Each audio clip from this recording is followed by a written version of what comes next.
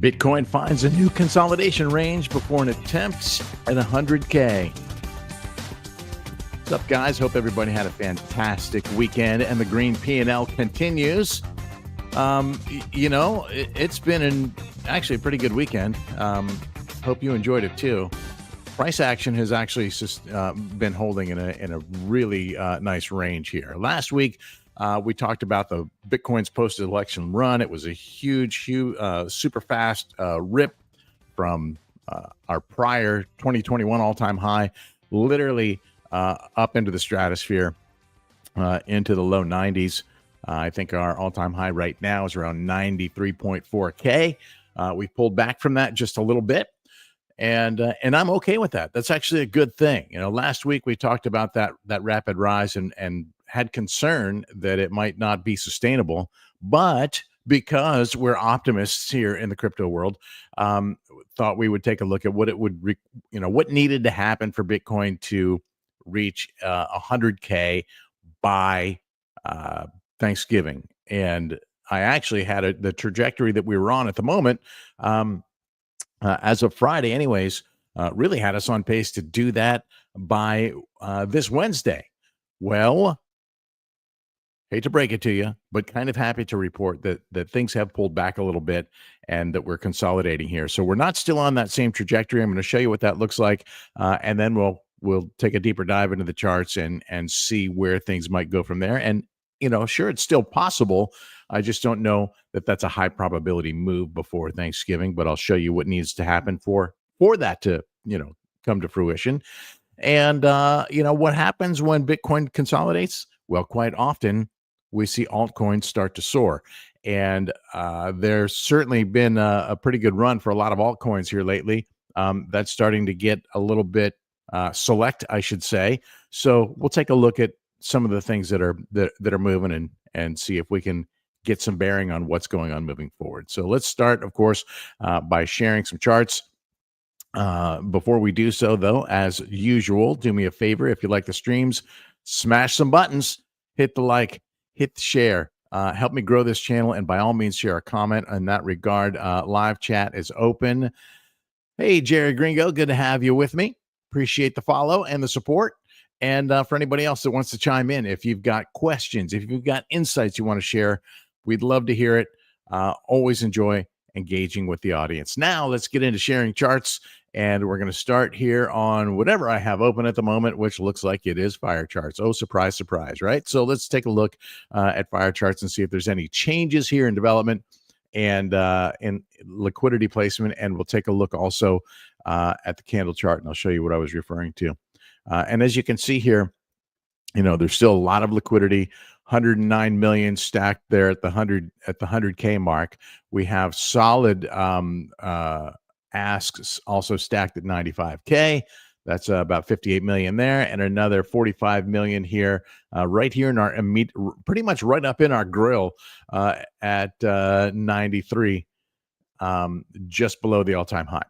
And below, we have a nice ladder of support. Difficult to see here because of the contrast in the chart. But guess what? We can take care of that here on Fire Charts version 2.0 by applying some volume percentile filtering. We can filter out the lows and filter out the highs and show you what really I think is the most important levels in the chart. And you can see we do have support here at the 89K, high 88s, really, where we had some consolidation.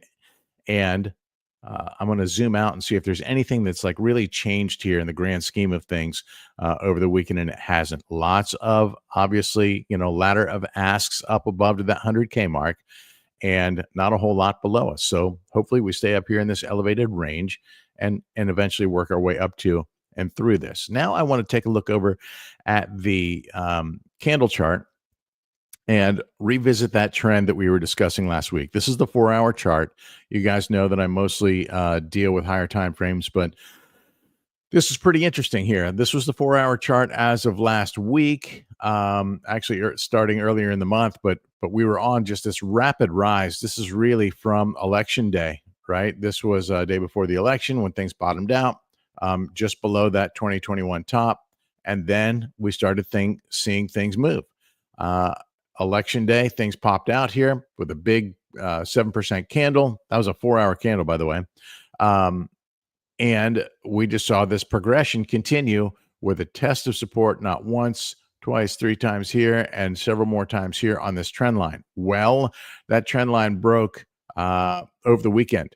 And now Bitcoin is, consolidating in this range. And quite frankly, um, for me personally, as long as we're consolidating above this 2021 top, I'm pretty happy right now, because I don't think moving too fast, too far, too fast is a healthy thing.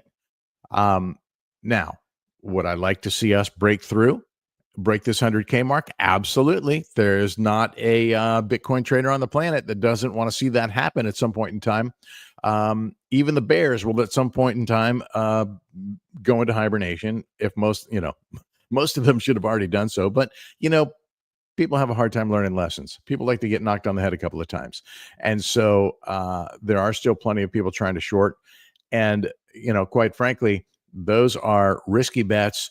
You've got to be very, very, how should I say, in tune to what's happening with the market. Have really good risk management practices in place if you're going to attempt to short in this market. But in terms of where price is consolidating, we're pretty much between what is our current all-time high at 93.5 is what I said, 93,495. We'll call it 93.5. And uh, down here in this 86 87K range, right? We've revisited, over the weekend. We didn't even make it back down there again. But I still consider this part of the active range because, it hasn't really been tested a whole lot. So anywhere in this range to me is exciting. Things could conceivably break down and go down and retest this 76K level. Absolutely. Certainly a possibility. Don't rule it out. But in the meantime, this is where we sit. And I think Bitcoin is consolidating in a healthy range. And I do think it's important for us to be consolidating here for a little bit before making that run at 100K. Now, what needs to happen for that to materialize from here? Well, this is the trend line, as you see, and that trend line has been broken. So what kind of you know, what kind what kind of geometry can we draw? There would be no relevance to anything here if I were to draw a line. Let's see what that would even do. Okay, so let's just say hypothetically, and we're experimenting, friends, right here out in the open.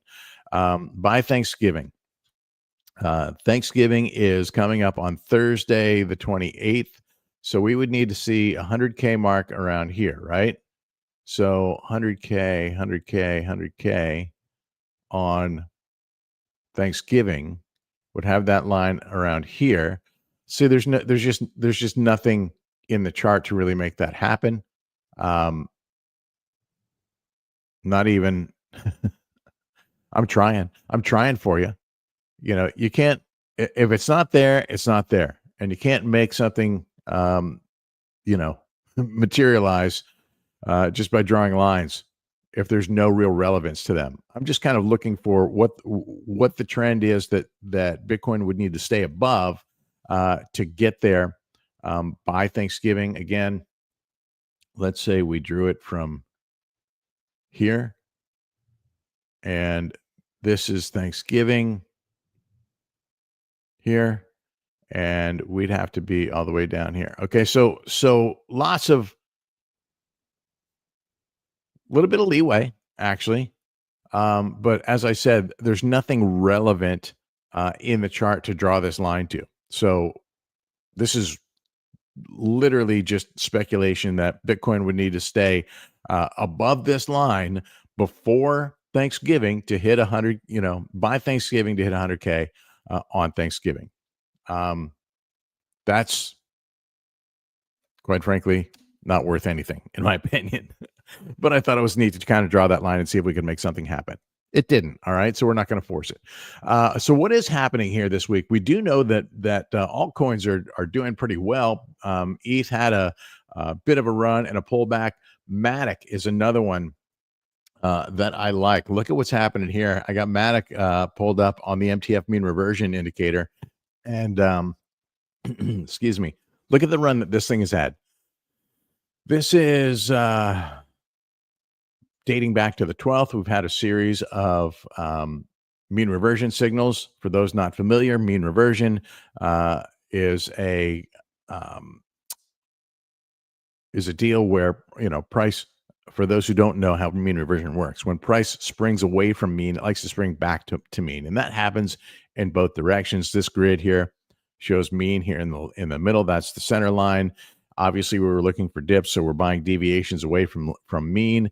And when we see those dips, we get a signal here, right? And there's been a bunch of signals here through the volatility over the past few weeks, including this last set, which has really had a nice run here. When did these come? This was on Friday. Okay, so since Friday, 20%, 20+% since Friday, and we see now another surge here, taking it to 30% on these signals. This is good to see, especially for somebody who might have a pocket full of Matic staking somewhere.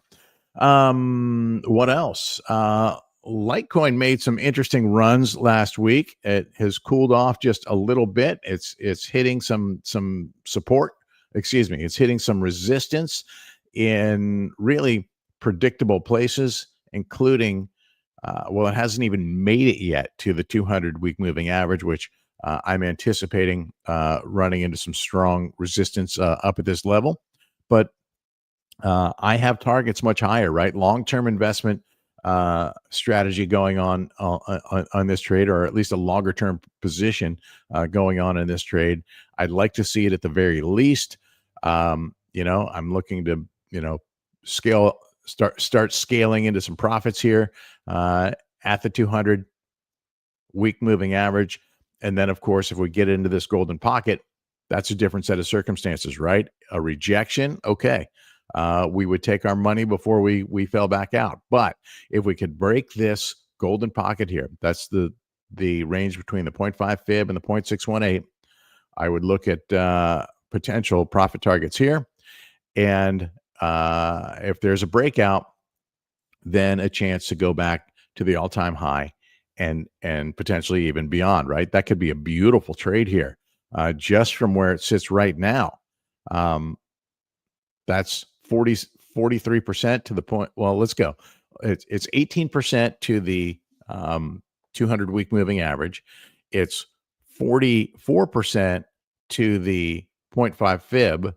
It's another, we'll call it 90% to the 0.618 fib, and a fat 360% up to the prior all-time high.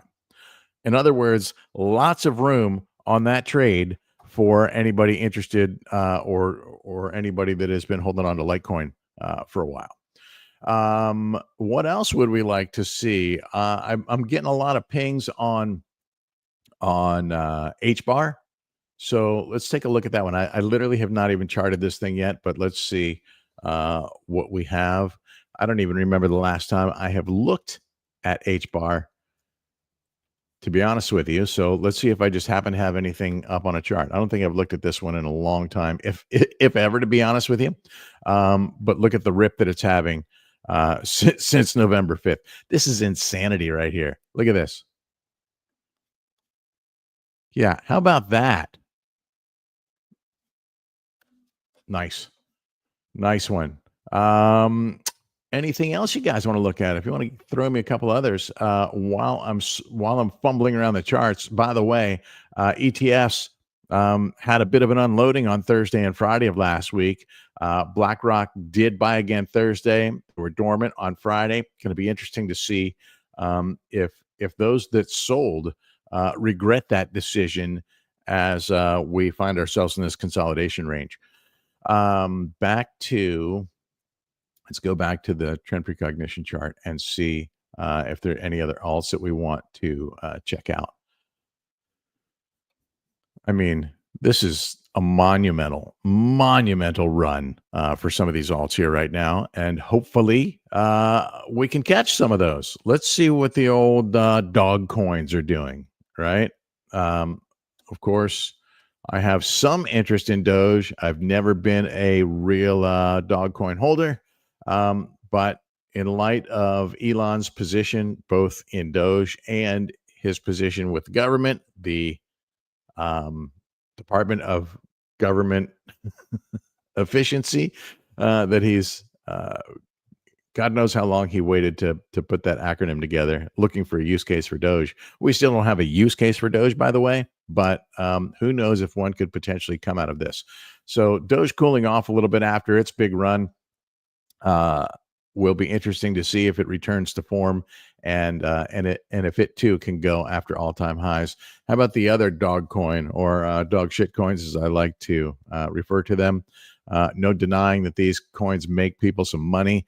I'm just personally scared to death of holding them because what goes up fast tends to come down fast and hard, and they do. And there's no use case for this thing. So um, also in kind of a similar pattern to Doge. But what's interesting here, I can't even tell you how long ago it's been since I drew these lines. I had a buddy that was investing in SHIB, so I helped him do some charting, and I mean went right to predictable levels, and now it is facing some resistance at a prior level. Let's see. I don't even know what this was from. So let's look and see what this orange box was from. Prior consolidations here, uh, back in March. Interesting, and it looks like that goes back even further. Let's go to this chart, and yeah, so some history at this level. It will be interesting to see if it can indeed break back above. If it does, then I think we'll go back and retest this um, 306 level, perhaps, right? So just got to keep watching them. I personally prefer the coins that have more how should I say, fundamental strength, like Litecoin. Um, Bitcoin, obviously, one I'm holding on to. ETH, I've got a little bit, but I don't really love that one either. But I'm holding on to a little just in case it does what some people think it will do. Um, but that's a pretty small position because not a lot of faith in what's happening over there in ETH right now. Look at this. Look at this candle, man. This is from back in March, but this series, this is just like I said, when they go up really fast, they come down, right? Just as hard. I mean, this is like what percent was this retrace? A lot, right? 76% retrace on that run. So, and you can see we had this fast rip, and you've got a pretty substantial retrace on this rip right here. So this is why I tend to avoid coins like this. That was only 25% though, and 25%, by the way, 25% retraces are not uncommon in bull markets. We could see this very same thing out of Bitcoin. So don't be alarmed if it happens. I mean, conceivably, even more than that. And let's see what that kind of retrace would look like from the all time high if we were to get a move like that. Not saying that we have one teed up, but we know technical support at the 21-day moving average. That's a 15% move. We've got the 50-day moving average. That's a 25% move, and that would still be above the 2021 top. So if we got a pullback all the way to there and held above the 2021 top, that would be an amazing buying opportunity. I think at this stage, just some food for thought right there. Going to leave you with a last look at fire charts. Let's drill into the shorter time frame to the daily and see if I got to refresh that and see if we've got any liquidity movement that we can identify that might give us some insight as to what's happening today. It looks like at the moment we have again solid ladder of support down to 85K up to the 89K level, and we know we have obviously big ask liquidity just overhead at 93, a whole lot more at 95, and another 109 million worth at 100K. I think we're just going to simmer here for a little while. I hope we simmer here for a little while, potentially get a retest of support. But if it stays up in this range, man, that just to me shows signs of strength for Bitcoin at this stage. The macro outlook, in my opinion, is quite good as the macro trend, as you can see, stays well intact. We haven't come close to it in quite some time. Speaking of retraces, we talked about this. Let's see what it would take. What kind of like black swan could potentially send us down. Let's say a black swan lands on the pond, and that could take us down potentially 45%, down to the 52K range again. Okay, an area that we have actually revisited before. So the technicals look good, the fundamentals look good. I'm happy to see this consolidation happen for a little while before another move to the upside to get up here and back into price discovery. Going to wrap it right there again with a parting shot of fire charts. Hope you guys have a great week. And Ridge says Black Friday is never a good crypto day. Well, Black Friday is next week. We have, by the way, Material Indicator is going to be rolling out some pretty awesome deals here in the coming days and weeks. So if you're interested in any of these tools, you've got links to them in the profile. I mean, in the description, in the profile on Twitter at materialindicators.com. The best days for crypto have historically been here in Q4, and gosh, mid-December around Christmas time has often been a good time to well, let me just say there's been some important pivotal moves happening around that time. So we'll revisit that in an upcoming analysis. For now, we're going to leave it right here. Have a great day, guys. And as always, hope this stuff is helping you gain some insights so we can all trade smarter. Have a good week.